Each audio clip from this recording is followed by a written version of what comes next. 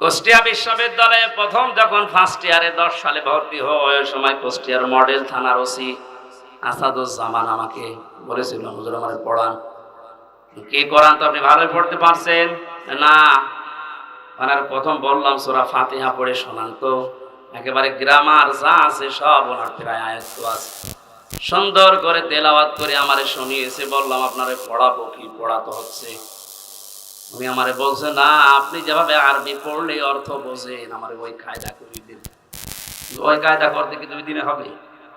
যতদিন লাগে আমি ওইটা পড়তে চাই। আমি যেমন ইংরেজি পড়লেই বুঝি যে কি বললাম, আরবি পড়লেই যেন আমি বুঝতে পারি যে আমি কি বললাম, ওটা যেন আর অর্থ করা না লাগে। 1 বছর উনি ওখানে ছিল, পুরাটা বছর ওনার পেছনে শ্রম দিয়ে অন্তত কিছু না হলেও কিছু উপরে তুলেছিলাম। একদিন এক লোক টাকা নিয়ে এসেছে ওনার কাছে, ওই সময় পড়াচ্ছিলাম। বলছে, স্যার আমার এটা নেন আর ওই মালটা ছেড়ে দেন।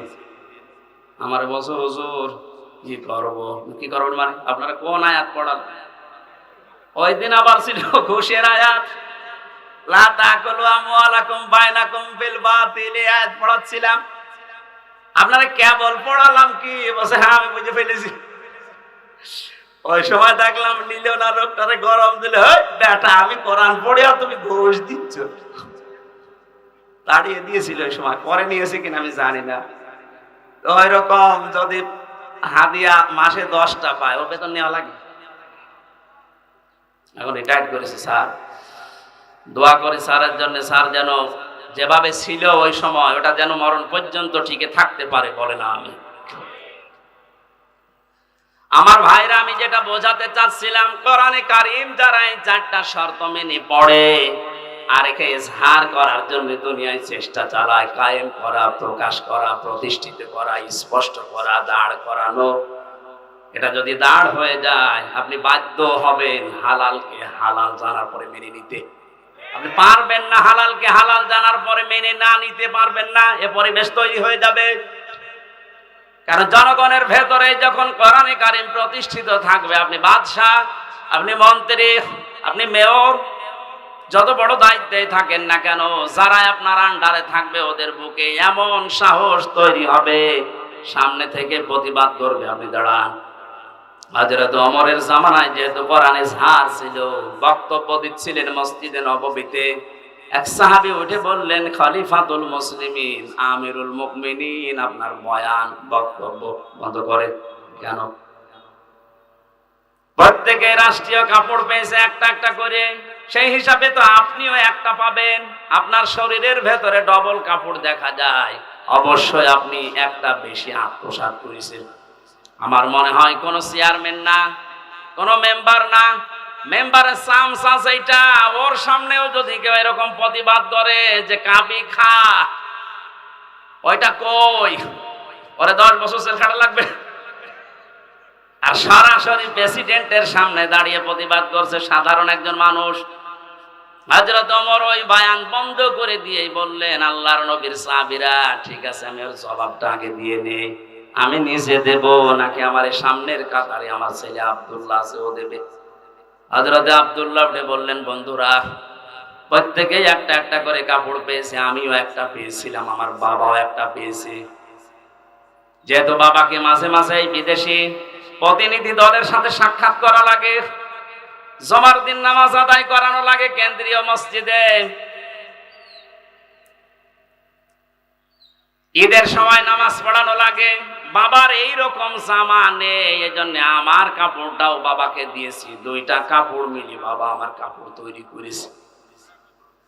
কারণ যদি ঝাড় থাকে, কায়েম থাকে, ও দেশে আপনি উল্টা পাল্টা করে নিজে বাঁচতে পারবেন না, আপনাকে বাধ্য করবে কোরআন। এই ফাস্তা সাহারাহুর ব্যাখ্যায় আমি টিকার ভেতরে পেয়েছি, খলিফাতুল মুসলিমিন হযরত ওমর রাষ্ট্রের দায়িত্ব পালন করে এশার নামাজের পরে বাড়িতে আসলেন, বারান্দার দিকে তাকিয়ে দেখলেন একটা লাশ, শিশু বাচ্চা 12টা টুকরা করে কে যেন রেখে গেছে। চিন্তায় পড়ে গেলেন, ডাক দিয়ে বলে, আমার দেশে কোরআনের বিচার চলছে, আর আমার ঘরের বারান্দায় একটা মাসুম বাচ্চাকে 12 টুকরা করে কে রেখেছে, এর বিচার না হওয়া পর্যন্ত আমার নিস্তার নেই। তদন্ত কমিটি গঠন করলেন, 3 দিনের ভেতরে রিপোর্ট দেবে। মানুষ পায় না, রিপোর্ট দেবে কি? হযরত ওমরের চিন্তায় খাওয়া দাওয়া বন্ধ হয়ে গেছে। কি হয়ে গেল? আমার দেশে একটা অবৈধভাবে মানুষ মারা গেল, তাও একটা নিষ্পাপ মানুষ, আমি কিছুই করতে পারলাম না এতক্ষণ পর্যন্ত। পৃথিবীতে মুসলমান 57টা দেশ, এখন প্রতিটি রাষ্ট্রের যারা দায়িত্বে আছে, আমাদের দেশে যেমন 1634 জন মানুষ আছে। এদের যদি অনুভূতি, এদের যদি আকল হযরতে ওমরের মতো এভাবে কাজ করতো যে আমার দেশে আমি আছি দায়িত্বে, আর বিনা কারণে অবৈধভাবে একটা লাশ পড়ে গেল, আমি কিছুই করতে পারলাম না, কিয়ামতের আগে এই দেশে অবৈধ কোনো লাশ কোনো জায়গায় পড়ে থাকতো না।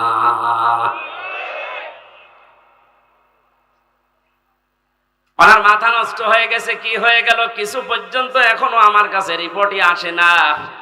হঠাৎ করে এক মুরব্বীকে সঙ্গে নিয়ে যুবতী একটা মেয়ে এসেছে, ডাক দিয়ে বলে, খলিফাতুল মুসলিমিন, যে লাশটা আপনার বারান্দায় ছিল ওটা আমার নিজের বাচ্চা, আমি ওরে টুকরা টুকরা করেছি। হযরত ওমর ডাক দিয়ে বলেন, মেয়ে কি বলো, বুঝে শুনে বলো। পরবর্তীতে কি হবে তুমি জানো? মানুষ হত্যা করার যে বিচার কোরআনে আছে সূরা বাকারায়, হ্যাঁ আমি নিজেও কোরআনের হাফেজা, আমি নিজে জানি যে এর বিচার কি হবে। আপনার যা আছে কোরআনে আপনি শুরু করেন না, আমি এমনিতে শুরু করতে পারি না।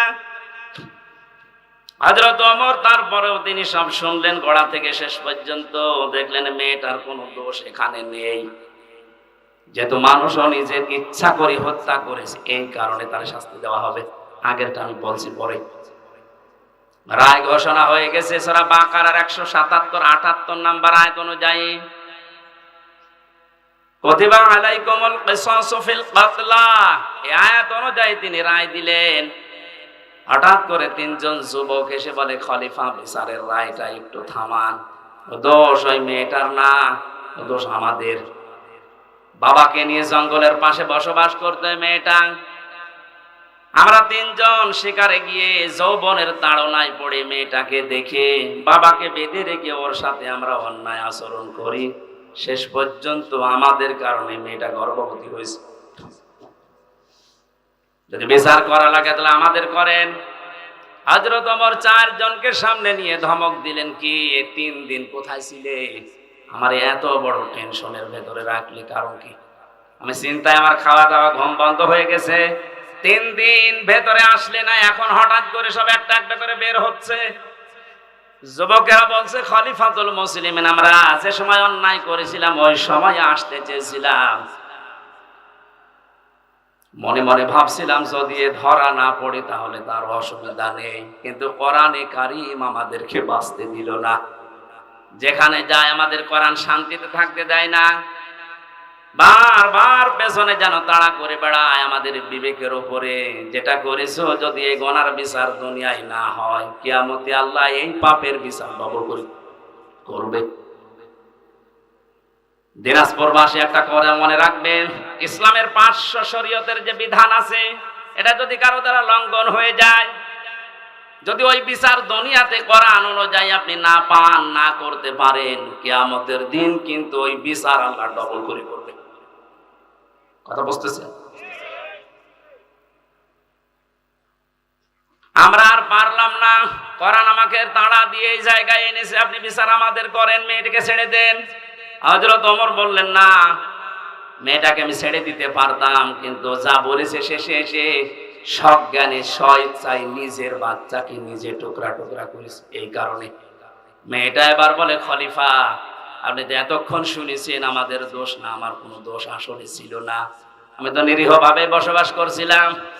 যুবকরা যৌবনের তাড়নায় শয়তানের ধোঁকায় পড়ে আমার ইজ্জত সম্ভ্রম নষ্ট করেছে। গর্ভবতী হওয়ার পরে বাচ্চাটা দুনিয়ায় এসেছে, মনে করলাম মাসুম বাচ্চা, এর তো দোষ নেই, কিন্তু এর জন্ম তো ঠিক নেই। আমি কোরআনে কারীমের হাফেজা, আমার পড়া কোরআন আয়াত আছে, কোরআন আমাকে বারবার ডাক দিয়ে বলে, ওয়াতুল্লিম বাদা যালিকা জানিম, আল্লাহ পাক জানিয়েছেন এই পৃথিবীতে কোরআনের ডাইরেক্ট ইনডাইরেক্ট যারা বিরুদ্ধে আছে তাদের 9টা গুণ আয়াতের পরবর্তীতে আছে। তাদের চরিত্রের ভেতরে 9টা গুণ পাওয়া যায়। 1 নম্বরে আপনি যখন দেখবেন কোরআনের বিরুদ্ধে ডাইরেক্ট হোক ইনডাইরেক্ট হোক কেউ যদি অবস্থান নেয়, ওটা সানিম বদমেজাজি, ওটা যার সন্তান।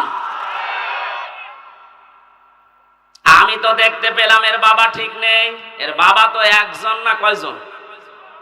3 জন বাবা মিলে ওরে জন্ম দিয়েছে, ওটা যার সন্তান। আমার পেটে এসেছে তাতে কি? জন্ম হয়েছে, বড় হওয়ার পরে আমার পেটের সন্তান কোরআনের বিরুদ্ধে অবস্থান নেবে, আমি মা হয়ে দেখবো, তখন তো আমি মুরব্বী হয়ে যাবে, ওরে কিছু বলতেও পারবো না। এই জন্য ছোটবেলায় ওরে বিদায় করে দিলাম যেন আমার পেট থেকে পড়ে কোরআনের বিরুদ্ধে না যায়। আপনি এই কারণে আমার বিচার করেন। আমি ঘটনা বলার উদ্দেশ্য না, ফাস্তা জাহারাহু পড়তে যে আমি পেয়েছিলাম, কোরআন যদি এজহার থাকে, কোরআন যদি কায়েম থাকে, আমরা গুনাহগার, গুনাহ আমরা করবই, কারণ এটা আমাদের অভ্যাস, আমাদের স্বভাব। কিন্তু কোরআন আপনাকে বেঈমান হয়ে মরতে দেবে না। গুনাহ করলেও দুনিয়া থেকে বিদায় নেওয়ার আগে এমন কায়দা, এমন কৌশলে, এমন জায়গায় ফেলবে আপনি যেন নিষ্পাপ হয়ে মারা যেতে পারেন, মরণের পরে পাপের শাস্তি যেন আর পাওয়া না লাগে। এজন্য কোরআনে কারীম যদি আমরা ইজহার করার চেষ্টা করি, হালালকে হালাল আমরা মানতে পারবো, হারামকে হারাম জানার পরে আমরা মানতে পারবো। আর যদি ইজহার না থাকে, আপনি যতই সফিগিরি করেন, এই যে টুপিটা মাথায় দিয়েছি মনে করছেন অনেক সুন্দর লাগছে দেখতে, এর ভেতরে সুদ আছে। প্রশ্ন আসতে পারে আপনি 200 টাকা দিয়ে টুপিটা কিনে এনেছেন, আপনার তো সুদের টাকা না। হ্যাঁ ঠিক আছে, যে টুপিটা যে ফ্যাক্টরিতে তৈরি হয়েছে, ফ্যাক্টরির মালিক লোন নিয়েছে। এক কথা বলছেন, যতদিন পর্যন্ত দেশে যাকাত ভিত্তিক অর্থনীতি কায়েম না হবে, তার মানে কোরআন কায়েম না হবে, ততদিন আপনি ফেরেশতা জিবরাইল যদি দিনাজপুরে বাস করে, ও ডাইরেক্ট ইনডাইরেক্ট সুদখোর।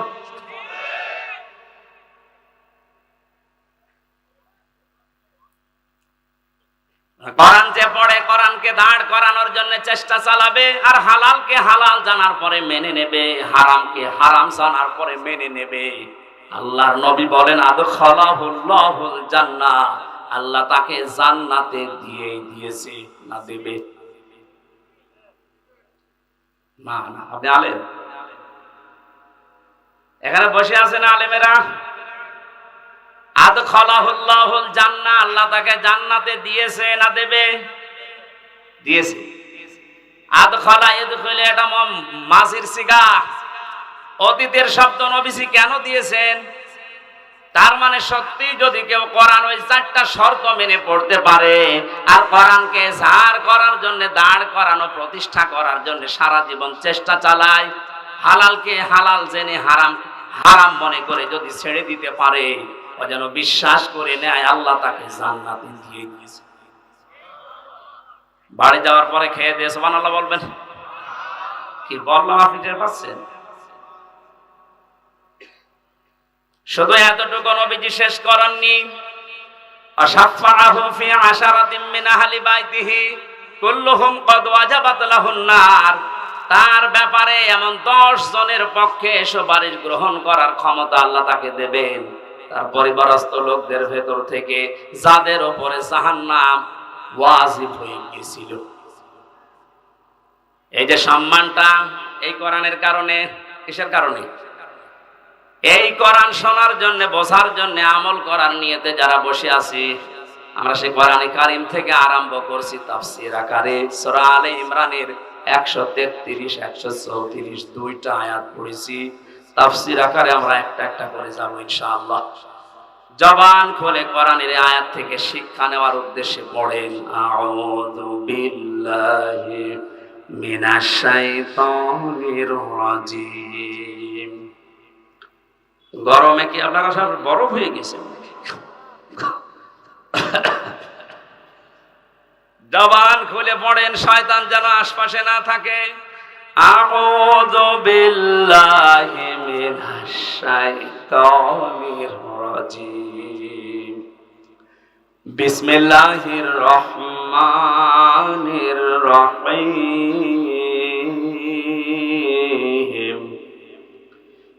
ওয়াসারিউ ইলা মাগফিরাতিম মির রাব্বিকুম ওয়া জান্নাতিন আরদুহা وجنة عرضها السماوات والأرض أعدت للمتقين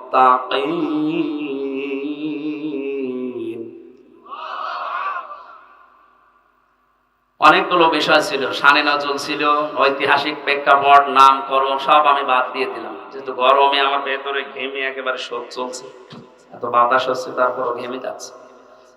খুব তাড়াতাড়ি শেষ করব বলে আমি আয়াতের দিকে এগিয়ে যাচ্ছি সরাসরি তাফসিরে। আল্লাহ পাক বলেন, সারিউ, তোমরা দৌড়াও, একা একা দৌড়াও না, সবাই। এবার ওঠেন তাহলে দৌড়ানো আরম্ভ করি। সারিউ, আল্লাহর আদেশ, তোমরা সবাই মিলে দৌড়াও। এরপরও আপনি দৌড়াবেন না। কোথায় দৌড়িয়ে যাবেন? ইলা মাগফিরাতিম মির রাব্বিকুম, তোমাদের রবের ক্ষমার দিকে দৌড়াও। পৃথিবীতে সবচাইতে বড় সম্পদ মুমিনের জন্য আল্লাহর ক্ষমা। আমি নিজে সহ যারা আলেমরা বসে আছি তাদেরকে বলছি, কিয়ামতের ময়দানে আল্লাহ যে বিচার ব্যবস্থা তৈরি করবেন, আল্লাহর বিচারের সিস্টেম হবে তিনটা। কয়টা? বলেন বলেন। এক নম্বরে, আমার আল্লাহ যদি ন্যায় বিচার করে কেউ বাঁচতে পারবে না।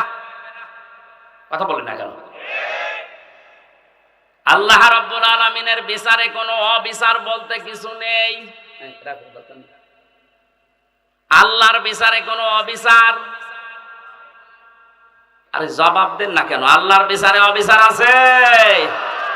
ন্যায় বিচার করলে কেউ বাঁচবে না। অবিচারও নেই, ন্যায় বিচার করলেও বাঁচবেন না। করবে কি?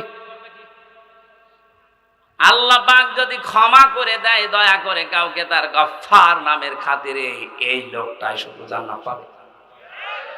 নবীজি মাঝে মাঝে বলতেন, আল্লাহর ক্ষমা ছাড়া কেউ জান্নাত পাবে না। সাহাবীরা বলেন, হে নবী আপনি? নবীজি কেঁদে কেঁদে বলতেন, সাহাবীরা আমিও আল্লাহর দয়া ছাড়া, ক্ষমা ছাড়া জান্নাত পাবো না।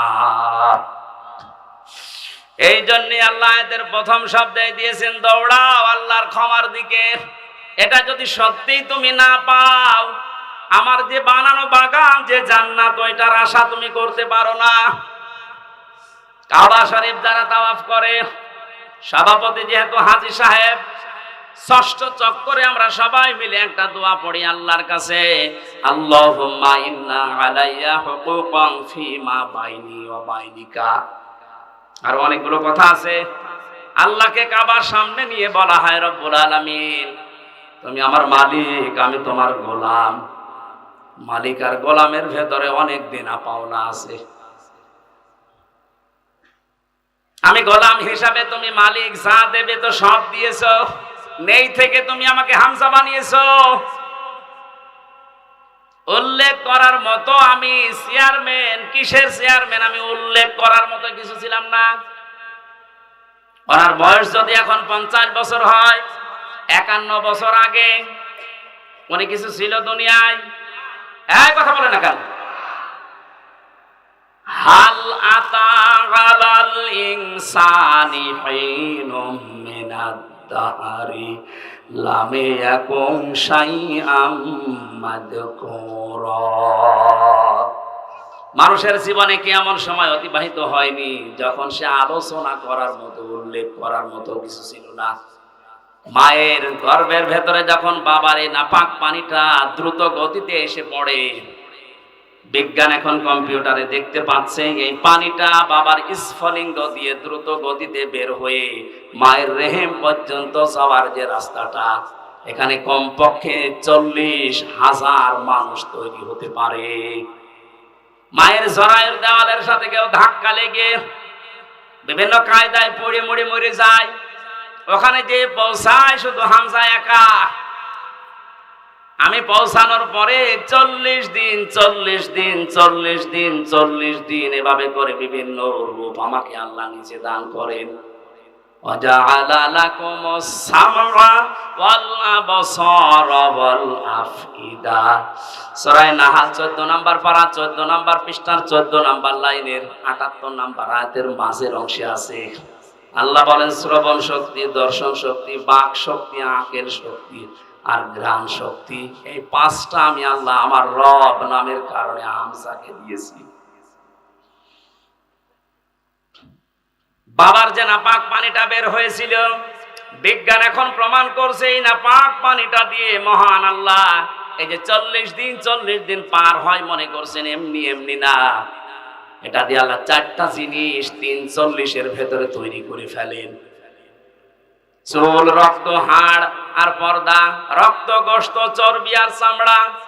মায়ের রেহেমে যে নাপাক পানিটা ছিল এটা দিয়ে 4টা, বাবারে নাপাক পানি দিয়ে 4টা, 8টা জিনিস এক হয়। আপনি 8 জিনিস দিয়ে জীবনও মানুষ বানাতে পারবেন না, কমপক্ষে মানুষ বানাতে হলে 13টা জিনিস লাগবে। কয়টা বলেন বলেন? এটা তাফসিরে, আধুনিক তাফসির যেগুলো আছে এগুলো কম্পিউটারের সাথে মিলিয়ে দেখবেন, পেয়ে যাবেন। আগেকার তাফসির মুহাতামিম সাহেবরা যারা পড়েছে, আগের তাফসিরে আলাক মানে যোগ লেখা ছিল। আলাক মানে মাটির নির্যাস, জমাট বাঁধা রক্ত, এগুলো পেয়েছে। আধুনিক তাফসির যেগুলো বের হচ্ছে কম্পিউটারের সাথে মিলিয়ে দেখবেন, আলাক মানে শুধু জমাট বাঁধা রক্ত না, আলাক মানে ঝুলন্ত। আলাক মানে 40 দিন মায়ের রেহেমের ভেতরে হামজা ঝুলেছিল এভাবে, এটা আপনি এখন দেখতে পাবেন। আমি যেহেতু ওই আয়াত পড়ি না এজন্য ওই দিকে যাচ্ছি না। 40 দিনে 6 মাস যখন হয়ে যায় মায়ের পেটে, তখন আমার খাবারের প্রয়োজন দেখা দেয়। পৃথিবীর কোনো মানুষ আমাকে ওই জায়গায় খাবার দেয়নি। মহান আল্লাহ তার রব নামের খাতিরে না চাওয়ার আগে খাবার পৌঁছিয়ে দিয়েছে। আল্লাহ রাব্বুল আলামিন বলেন 13টা জিনিসের ভেতরে যেহেতু 8টা পেয়েছি, এখনো 5টা লাগবে। আমি যে রব নাম নিয়েছি এজন্য রবের কারণে তোরে 5টা জিনিস ফিরিয়ে দিয়েছি। তার ভেতরে শ্রবণ শক্তি, দর্শন শক্তি, বাক শক্তি, আকল শক্তি আর ঘ্রাণ শক্তি। একটাও যদি কম দিতাম দুনিয়ায় আসতে কিন্তু অপূর্ণাঙ্গ হয়ে আসতে পারতে না। হ্যাঁ, আমরা পৃথিবীতে এসে হয়তো এগুলো অনেকে নষ্ট করে ফেলি। এই যে আমার কানটা আজ 2 দিন আমি নষ্ট করে ফেলেছি। এই ভক্তবিন্দু যারা আছে এরা আদর করে আমার আইসক্রিম খাওয়াইছে। এই 2 দিনে এই সমস্ত দই খাওয়াইছে ফ্রিজের, আমি খেতে চাই না। মানে না হুজুর খান, অসুবিধা নেই। খেয়ে এখন দেখছে কানে আর কিছু শুনছি না। এই যে দুনিয়ায় এসে আমি নষ্ট করেছি এগুলো বিভিন্ন পরিবেশের কারণে, না আল্লাহ নষ্ট করে দিয়েছে? বলেন। এই যে তীব্র গরম চলছে এটা আল্লাহর দোষ। যাহারাল ফাসাদু ফিল বাররি ওয়াল বাহরি বিমা কাসাবাত আইদিন নাস লিইউযিকাহুম বা'দাল্লাযী আমিলু লাআল্লাহুম ইয়ারজিউন। সূরা রোমের 41 নম্বর আয়াতে আল্লাহ জানিয়েছেন, জলে স্থলে যে বিপর্যয়গুলো দেখতে পাচ্ছ একটাও আমি আল্লাহ পাঠাই না, সব তোমাদের হাতের কামাই করা। বিজ্ঞানে এই বাংলাদেশ নিয়ে কয়েকদিন আগে 3 দিনের একটা গবেষণা আজকে দেখলাম। মনে করেন এই 10 কেজি পানি উপরে ওঠার কথা ছিল। এই 6 মাস তো গরম থাকে, 6 মাসে 10 কেজি মনে করেন পানি জলীয় ভাবে উঠবে উপরে, আর 10 কেজি আবার নামবে বৃষ্টির মাধ্যমে। এই গাছ উজাড় করার কারণে, পাথর পাহাড় কেটে ফেলার কারণে নদী বন 11,000-এর উপরে 1100-র উপরে নদী এই দেশে আছে, সবগুলো প্রায় শুকিয়ে যাচ্ছে। এ কারণে পানিগুলো আর উঠতে পারে না আকাশে, ওখান থেকে আর নেমে যে ঠান্ডা হবে সে পরিবেশও হয় না। এই দোষ তো আল্লাহর। এমন উত্তম প্রতিবেশী আমরা পেয়েছি, পানি দেওয়ার সময় পানি দিতে চাই না, আর যখন লাগবে না এমন দেয়া দেয় আমরা ভেসে যাই। প্রতিবেশীর কাজ হলো এটা। অথচ প্রতিবেশীর যত হক, আমি আরো নিচে নামতে পারলাম না। হ্যাঁ, নামি আবার 3 বছর থাকি, ও আরামে আসো।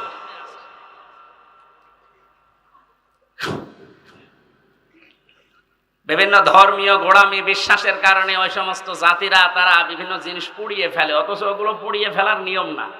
মাটির নিচে পুঁতে ফেলার নিয়ম, ওগুলো যেন পচে সার হয়, ওগুলো যে জমি উর্বর হয়, এই নিয়ম ছিল ইসলামে। এই যে মানুষকে মাটি দেওয়া হয়, অন্যান্য জাতিরা পুড়িয়ে ফেলে, কত পার্থক্য আপনি একটু যদি দৃষ্টি দিয়ে দেখেন, সব তো যেয়ে পড়বে আমাদের প্রতিবেশীর উপর। এই জন্য কিছু বলতে পারছি। মা রান্না করছিল, ছেলেকে বলছে যে 50টা টাকা দিলাম তেল নিয়ে আয়, ও তরকারি আমার চুলার উপরে রান্না হচ্ছে না। ও তরকারি রান্না দেখতেছে, বাজারে যে রাস্তার মাঝখানে দেখে মার্বেল খেলা হচ্ছে। 50 টাকা দিয়ে মার্বেল কিনে খেলা আরম্ভ করিস, 50 টাকায় হেরে গেছে। 3 ঘন্টা পরে বাড়িতে আসছেন না, তো সেরকম রেগে আছে। ওই যে তরকারি যেটা চুলায় যায় আর নাড়ে, ওর নাম কি? ও যখন বাড়িতে এসেছে ডাক দিয়ে বলে, ওই হামজা, টাকা কই? কথা বলে না। তেল কই? কথা বলে না। 3 ঘন্টা কোথায় ছিলি? কথা বলে না। 3টা প্রশ্নের জবাব আমার জানা নেই। আসতে বলেন। আমি বললেই মার খাবো, না বললেও কথা বলে। প্রশ্নের জবাবগুলো কি আমার জানা নেই? বলতে পারবো, বললেই মারবে। আবার যদি চুপ করে থাকে যে বলবো না, তাও মারবে। তারপরেও যদি একটু বুদ্ধিমান হয়ে থাকে, অন্তত 4-5টা মায়ের খাই, তারপরও বলবো না, বললেই সমস্যা। মায়ের উপর দিয়ে যাক, এই জন্যই তো 3 বছর মায়ের উপর দিয়ে গিয়েছে। আপনারা যারা মানুষ পুড়িয়ে ফেলেন, পরিবেশের যে কি ক্ষতি হয় আপনি জানেন। এই খড় কোটা যেগুলো বিভিন্ন আবর্জনা মনে করে আপনি পুড়িয়ে ফেলছেন, না, এটা নিয়ম নয়। বিশ্বনবী 1500 বছর আগে এটা নিষেধ করে দিয়েছেন, মাটির নিচে দিয়ে দাও, এগুলো সার হয়ে যাবে। মাটির উর্বর শক্তি, খাদ্য তৈরি করার যে শক্তি, এটা আল্লাহ বাড়িয়ে দেবে। এই জন্য পানি ওঠা এখন বন্ধ। হয়তো 10 কেজি ওঠার কথা ছিল, উঠে চলে গেছে বিভিন্ন কায়দায়। এখন যে নামবে যে সমস্ত জায়গায়, ওই জায়গাগুলো পানি নামানোর জন্য যেটা দরকার ওই জিনিস নেই। আল্লাহ দেবে কি করে? আমরা তো গাছ কেটে সব শেষ করে ফেলি, পাহাড়গুলো উজাড় করে ফেলি। এরপরে যেখান থেকে আসা দরকার 1100 বিল, খাল, নদী, নালা যদি ভরাট থাকতো, এত গরমের ভেতরে আমাদের এই কয়েকদিন কষ্ট করা লাগতো না। এজন্য পাপের ফসল আমরা পেয়েছি। আল্লাহ বলেন, আমি একটু মজা চাকাই মাঝে মাঝে, দেখি ওরা ফিরে আসে কিনা। বাঙালি এমন চায়, ফিরে আসা দূরের কথা, আল্লাহর সমস্ত আযাব আসার পরে মন্তব্য দেয় টকশোতে বসে বসে যে এগুলো প্রাকৃতিক দুর্যোগ। তেমন কিছু না বেটা, প্রাকৃতিক দুর্যোগ বলে কিছু নেই, সব তোমাদের হাতের কামাই করা ফসল। পৃথিবীর যেই দেশে প্রকাশ্য জেনার ব্যভিচার বেড়ে যায়, মহান আল্লাহ তখন সঙ্গে সঙ্গে দেশে গজব নাজিল করার সিদ্ধান্ত নেয়। বাস্তব প্রমাণ দুবাই। এই কথা বলে না কেন? আমেরিকায় এত জেনা হয় না। বড় বড় ভবনগুলো সব জেনার কারখানা। আল্লাহর শরীরের বাইরে চলে গেছে, বিমানবন্দর পর্যন্ত ভাসিয়ে দিয়েছে। যা এখন এই ঘাস শুকিয়ে উঠতে ওদের 10 বছর লাগবে। দুবাইয়ের মতো এত উন্নত জায়গাগুলো যদি আল্লাহ কয়েক ঘন্টায় ধ্বংস ও স্তূপে পরিণত করে দিতে পারে, আমাদের দেশকে কিছুই করতে পারবে না, কারণ আমরা করোনা মোকাবেলা করে ফেলেছি।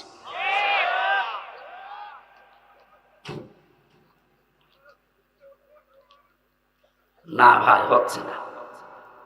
আমরা যেন ফিরে আসি। আল্লাহ আযাব গজব গুলো মাঝে মাঝে পাঠায়, লিইউযিবাহুম বা'দাল্লাযী আমিলু লাআল্লাহুম ইয়ারজিউন। আমরা তো ফিরে আসি না, আমাদের বৃদ্ধি আরো বাড়ে। জোরে বলেন নাউযুবিল্লাহ। আজ আমাদের এই পাপের ফসলের কারণে হাজারো সৃষ্টি কষ্ট পাচ্ছে। বলেন, একটু ভেবেছেন এই 5টা জিনিস আল্লাহ যেটা দান করেন নিজের পক্ষ থেকে, যদি একটাও কম দিত, আপনি মনে করেন শ্রবণ শক্তি পাননি, কালা হয়ে দুনিয়ায় আসতেন, কত রকমের সমস্যা হয়তো আপনি টের পাচ্ছেন না। যদি দর্শন শক্তি আল্লাহ না দিত, আমি নিজে বাস্তবে দেখেছি, কুমিল্লায় এক মাহফিলে খাবার খাচ্ছিলাম, হঠাৎ বিদ্যুৎ চলে গেল। পাশে এক অন্ধ বসে খাবার খাচ্ছিল। আমরা চিল্লা পাল্লা করছি, তাড়াতাড়ি কারেন্টের ব্যবস্থা করেন, আলো কই। হঠাৎ অন্ধ আমার হাত চেপে ধরে বলছে, হুজুর মাত্র 2 মিনিট কারেন্ট চলে গেছে, আপনি চিল্লাচ্ছেন। অথচ আজ 11 বছর কি 40 বছর হয়ে গেল আমার জীবনে কোনো কারেন্ট নেই। 40টা বছর আমি চোখে দেখি না, আমি তো চিল্লালাম না। সেদিন একটা কনফারেন্স দেখছিলাম, সৌদিতে ছিলাম আমি, মদিনাতে। ওই সময় আমার চোখে পানি চলে এসেছে। আল্লাহ, ছোট্ট মাত্র 11 বছর বয়স, 2 চোখ নেই, পুরা কোরআন শরীফ আয়ত্ত করে ফেলেছে, সুন্দর করে তেলাওয়াত করছিল। হঠাৎ বিচারক ডাক দিয়ে বলছে, বাবা তোমার যে চোখ নেই, তোমার কি আল্লাহর প্রতি কোনো অভিযোগ আছে? ছেলেটা অতটুকু বয়সে, আমি তো মনে মনে করছিলাম না জানি কি বলে ফেলে আল্লাহর বিরুদ্ধে। বলছে চোখ তো নেই, অভিযোগ তো নেই, আরো আমি খুশি আছি। বিচারক বলছে, কিসের খুশি তুমি? ছোট মানুষ, অতটুকু বয়স, 11 বছর বয়স, কোরআনের হাফেজ, অন্ধ। ডাক দিয়ে বলে, বিচারপতি আপনি আমাকে যে প্রশ্ন করলেন আমার আল্লাহর প্রতি কোনো অভিযোগ আছে কিনা, আমি অন্ধ এই জন্যে আমি বললাম নেই। কেন নেই জানেন?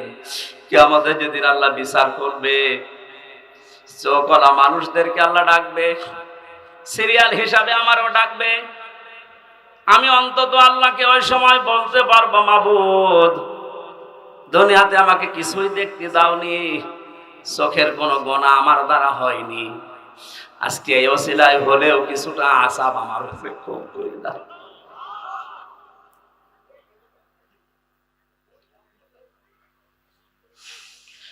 কাবা সামনে নিয়ে মানুষ এই কথাগুলো আল্লাহকে শোনাচ্ছে, আল্লাহুম্মা ইন্না আলাইয়া হুকুকান ফিমা বাইনি ওয়া বাইনিকা। হে মাবুদ, তুমি তো আমার মালিক, আমি তোমার চাকর, গোলাম, সার্ভেন্ট, বান্দা, ভিত্ত যাই বলেন। আমি তো নেই থেকে হামজা হয়েছি। 13টা জিনিস তুমি দয়া করে আমাকে দিয়েছো, যা দেওয়ার দরকার সব আমারে দিয়েছো, একটাও বাকি নেই তোমার দিতে। কিন্তু তুমি মালিক হিসাবে তো আমার কাছে কিছু পাবে। আমি তো তোমাকে কিছুই দিতে পারলাম না। আজকে কাবা এসেছি সেই বাংলাদেশ থেকে, একটা পুঁজি আমার আছে, আল্লাহ তুমি আমার মাফ করে দাও। আল্লাহ বলেন, এই ক্ষমার দিকে দৌড়া। এটা যদি না পাই জীবনে, তার পুরা জীবনটাই ব্যর্থ। ফেরাউন ক্ষমা পায়নি, এজন্য 650 বছর রাজত্ব করে ওর জীবন ব্যর্থ। বলেন, আজ যারা 41 সাল 71 সাল টার্গেট দেন, 71 না, কিয়ামত পর্যন্ত যদি আপনি হায়াত পান আর ক্ষমতায় থাকেন, আল্লাহ পাক যদি আপনাকে মাফ না করে, আপনার পুরাটা জীবন ব্যর্থ।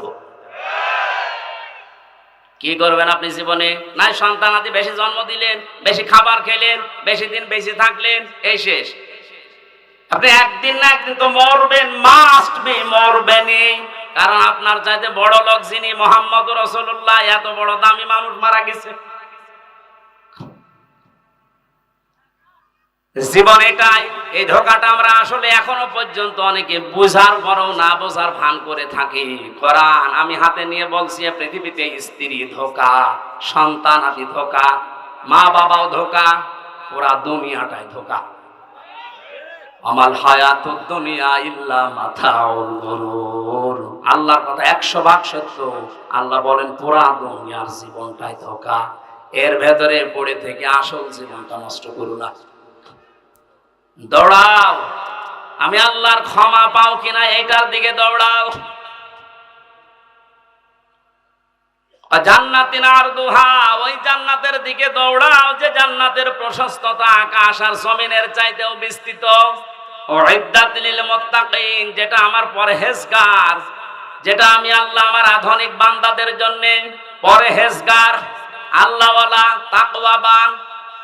ভদ্রলোক শব্দটাও আছে তাফসিরে।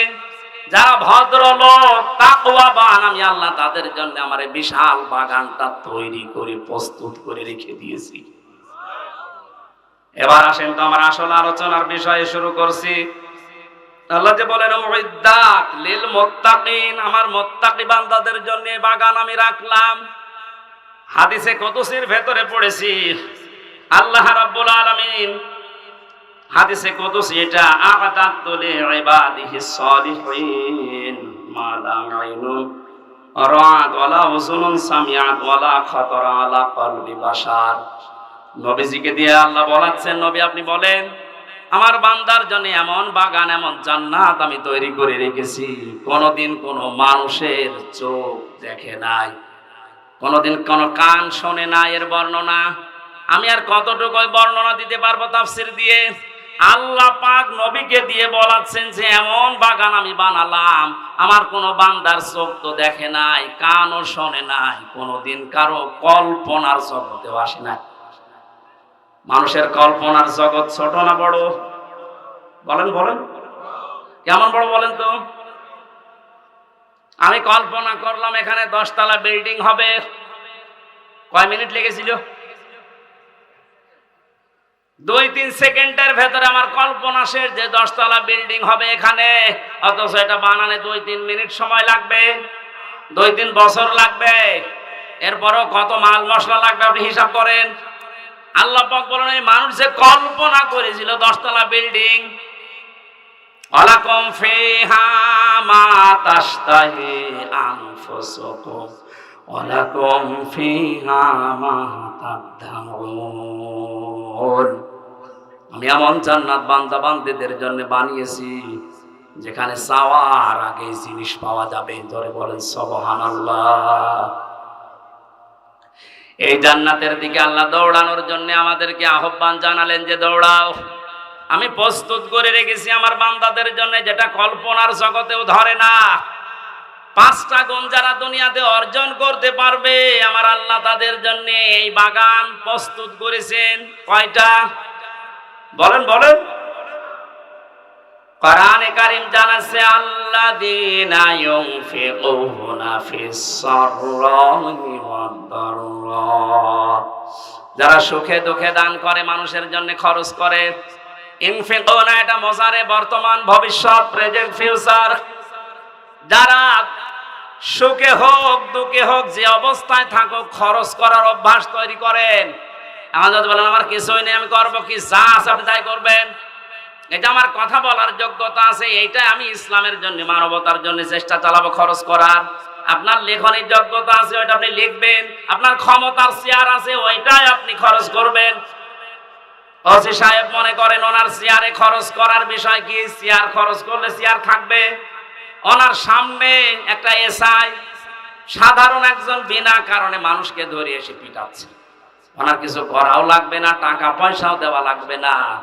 ওনার শুধু চেহারাটা সামনে নিয়ে যদি বলে এই বেটা কি করিস, এমনিতে আমার আল্লাহ ওই লোকটাকে মুক্ত করে দেবে। এটা ওনার খরচ। এটা কি? সুতরাং যে যেই পর্যায়ে আছেন ইসলামের জন্য মানবতার জন্য আপনি খরচ করে যান। যদি এটা এখন না করেন, আনফিকু মিম্মা রাযাকনাকুম মিন ক্বাবলি আয়াতিয়া আহাদাকুমুল মাউত ফায়াকুলা রাব্বি লাউলা আখারতানি ইলা আজালিন করিব ফাসাদদাক ওয়া আকুম মিনাস সালিহিন। মরণ যখন চলে আসবে মানুষ আর জি জানাবে আল্লাহ আমার একটু সময় দাও, একটু সময় যদি পাই, যা ছিল তোমার জন্য ইসলামের জন্য মানবতার জন্য সব দিয়ে আসবো, আমি ভালো মানুষ হয়ে যাব। কি হব বলেন বলেন? আমি ভালো মানুষ হয়ে যাব। আল্লাহ রাব্বুল আলামিন বলেন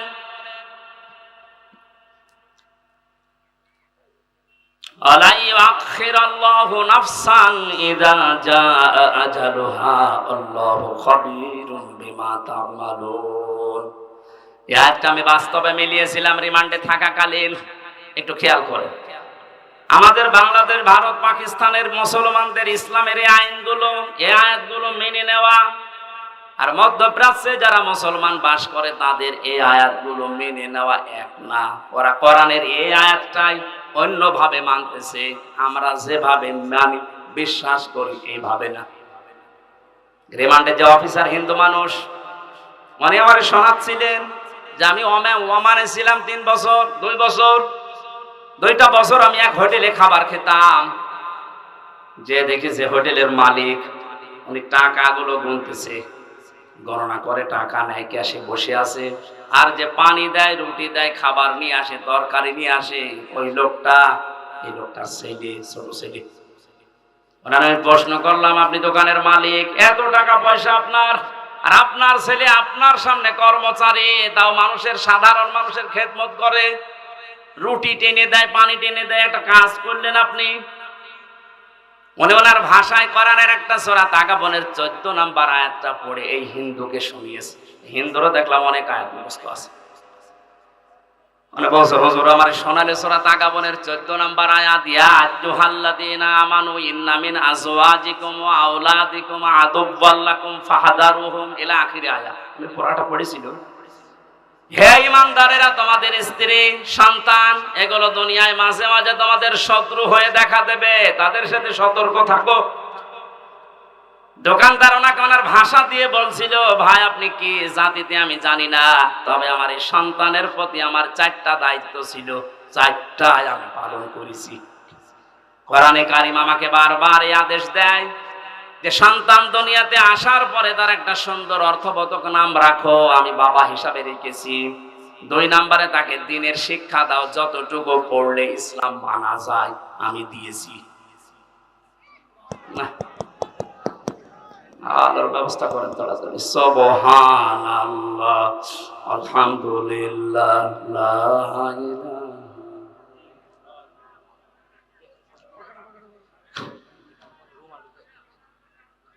আবার করব, বুঝলাম, কিন্তু বিদ্যুৎ তো দেবে। সুবহানাল্লাহ, আলহামদুলিল্লাহ। এই আমি কি করতে বললাম আপনাদের? কি করেন? আওয়াজ তো একটু দিয়ে জিকির করেন, নাকি গান বলবেন? সুবহানাল্লাহ, আলহামদুলিল্লাহ। ফ্যান কি বন্ধ? লা ইলাহা ইল্লাল্লাহ মুহাম্মাদুর রাসূলুল্লাহ। 2 নম্বরে আমার দায়িত্ব ছিল তাকে জ্ঞান শিক্ষা দেওয়া, কোরআনের হাদিসের আমি যতটুকু সমর্থ আছে আমি দিয়েছি। ইসলাম মানতে পারে এই অবস্থা তার আছে। 3 নম্বরে সৎ একটা পাত্রী দেখে তাকে পাত্রস্থ করেছি আমি, একটা কোরআন হাদিস জানা আল্লাহওয়ালা একটা মেয়ে লোক তাকে আমি এনে দিয়েছি। 4 নম্বর একটা হালাল কর্মজীবন তৈরি করে দেওয়া বাবা হিসাবে আমার দায়িত্ব আমি দিয়েছি, আমার যতটুকু সামর্থ্য ছিল। ওরে তো ঘোষ দিয়ে আমি কোনো চেয়ারে বসিয়ে দিতে পারি না, ওর যে যোগ্যতা ছিল ওই অনুযায়ী ওকে 20-22 হাজার টাকা মনে করেন কামাই করার মতো একটা তৈরি করে দিয়েছি আমি, আমার দায়িত্ব শেষ। আমাদের দেশে কোরআনের এই আয়াত পড়ার পরে মানার সিস্টেম কিন্তু এটা ছিল না। অনেকের সন্তান যে চেয়ারে বসার যোগ্য না, 10 লাখ টাকা দিয়ে হলেও ঘুষ দিয়ে চেয়ারে বসিয়ে দিচ্ছে। আমি নিচে নামতে পারলাম না, এজন্য দুঃখিত। আমার ভাইরা, আমি যেটা বোঝাতে চাই, আল্লাহ রাব্বুল আলামিন খরচ করার জন্য যে নিয়ম নীতিগুলো আমাদেরকে দিয়েছেন, আপনি সুখে থাকেন, দুঃখে থাকেন, যে অবস্থায় থাকেন, অভ্যাসটা জারি রাখবেন, আপনি খরচ করবেন। ওয়াল কাযিমিনাল গায়জ ওয়াল আফিনা আনিন নাস। আল্লাহ পাক বলেন, যারা রাগ চেক দেয়, রাগকে যারা চেক দিতে পারে, রাগ হওয়ার পরে চেক দেওয়া, এটা বড় মুজাহিদের কাজ। মানুষকে যারা মাফ করে দেয়, ক্ষমা করে দেয়, এই সুযোগটা আমরা যেন হাতছাড়া না করি। দুনিয়াতে যদি সামর্থ্য থাকার পরেও কোনো মানুষকে একটা অপরাধ মাফ করে দেয়, কিয়ামতে মহান আল্লাহ আমার 70টা অপরাধ নিজ গুণে মাফ করে দেবেন। এই মানুষগুলোকে আল্লাহ সবচাইতে বেশি ভালোবাসেন বলে ঘোষণা দিয়েছেন। এরপর বাকি যে কয়টা আছে আমরা তাফসীর আকারে বলবো। বারবার এই যে কাগজ পাঠাচ্ছে, ওদের কালেকশন হয়নি, টাকা তুলে দেন। এখন টাকা তুলে মানুষ দেবে? যতটুকু যার সামর্থ্য আছে, এখনো দেওয়ার মতো পরিবেশ পাননি, দেননি। ওনারা যাচ্ছে যেন আগামীতে এটা একবার বন্ধ হয়ে না যায়, এই জন্য যারা যাচ্ছে 2-3 মিনিটের ভেতর ওনাদের কাছে দিয়ে দেন। এই ছেলে কই? এটা করে তো ঝামেলা বারবার। কি হলো, লোকজনই নেই তো কারে কি বললাম? নিজেরা দায়িত্ব নিয়ে কয়েকজন তৈরি করে দিন তো। যুবক যারা আছেন, যে ব্যাস মারা ওরা যাচ্ছে, ওনাদের হাতে আপনারা বের করে দিন, 2-3 মিনিটের ভেতরে দিয়ে দেবেন ভাই, এরা যেন একেবারে হতাশ হয়ে না পড়ে। সুবহানাল্লাহ, আলহামদুলিল্লাহ। হিন্দু খ্রিস্টান মুসলমান যা আছে জাতি পৃথিবীতে সবার কম বেশি পারিবারিক ঝামেলা চলছে, কারণ জেলখানায় অনেক হিন্দু বউ মারার অপরাধে যাবজ্জীবন জেল খাটছে। এই জন্য পারিবারিক জীবনের যে সমস্যাগুলো এবং সমাধান করে আমাদের যেন দুনিয়ায় শাস্তি পাওয়া না লাগে, পৃথিবীর এই ছোট্ট সংসারটা যেন একটা জান্নাত বানিয়ে ফেলতে পারি, পরকীয়া প্রেমের যে হিরিক চলছে এটা যেন বন্ধ হয়। এ বিষয়ে আমি 2টা বই লিখেছিলাম, একটা হচ্ছে নারীদের জন্য, একটা পুরুষদের জন্য। এই স্টেজের পেছনে গাড়ি আছে না কোথায় আছে জানি না, ওই সামনে আছে, ওটা আপনারা নিয়ে ওনাদেরকে পড়তে দেবেন। এটা আমি আগে কোনোদিন করি নাই, জেলখানায় যে বাস্তব অভিজ্ঞতা পাওয়ার পরে এটা লিখেছিলাম। দেখলাম হাজারো মানুষ জেল খাটতেছে পারিবারিক জীবনে দাম্পত্য কলহের কারণে। এটা সমাধান করা দরকার। বাস্তবে আমাদের সুখের সংসার কিভাবে তৈরি হয়, আল্লাহ আমাদেরকে এই বইটা থেকে কিছু জ্ঞান অর্জন করে বাস্তবে আমল করার। কি ঝড় উঠছে নাকি?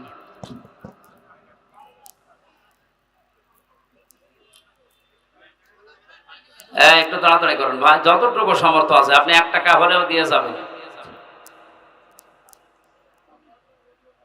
আল্লাহ যাদেরকে ভালোবাসেন বলে ঘোষণা দিলেন, আল্লাহু ইউহিব্বুল মুহসিনিন, এই দলে অন্তর্ভুক্ত হওয়ার তৌফিক দিন। যে জান্নাত, যে বাগান আল্লাহ আমাদের জন্য বানিয়েছেন, এই জান্নাতের স্তর হচ্ছে 100টা।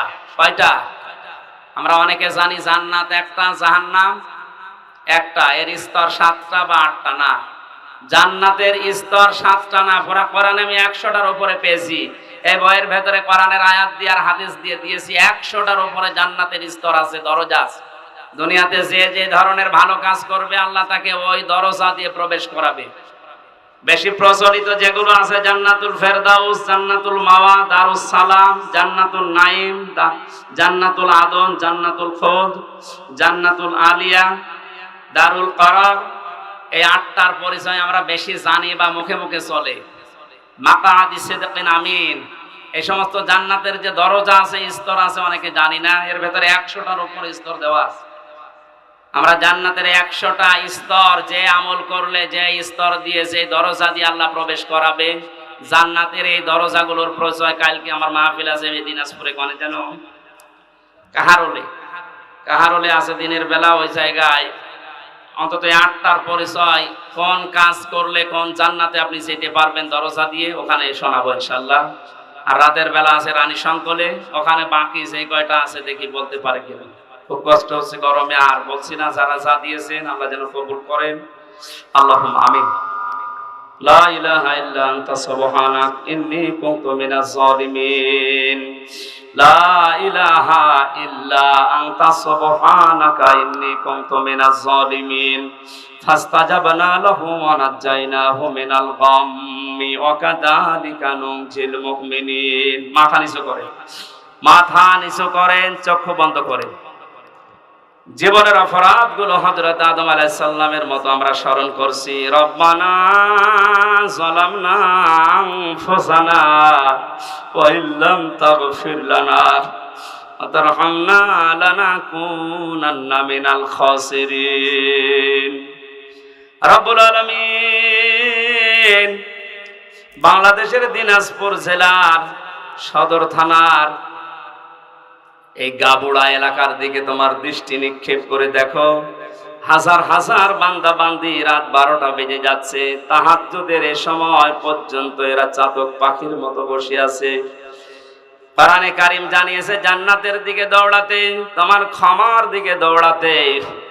বাকি জীবনে যেন এই আয়াতটা আমরা মেনে চলতে পারি, সেই তৌফিক আমাদের ভিক্ষা দাও। এ বিশাল আয়োজনে যদি সওয়াব তুমি দিয়েই থাকো, কোটি কোটি গুণে বাড়িয়ে দাও। কিয়ামতে যিনি সুপারিশ করে জান্নাতে নিয়ে যাবে, ওই নবীর রওজায় পৌঁছাও। হযরত আদম থেকে যত মানুষ কবরে আছে এদেরকে তুমি মাফ করে দাও। বিশেষ করে আমাদের মা নেই, যাদের বাবা নেই, মার বাবাকে তুমি এই মুহূর্তে কবরে জান্নাত দিয়ে দাও।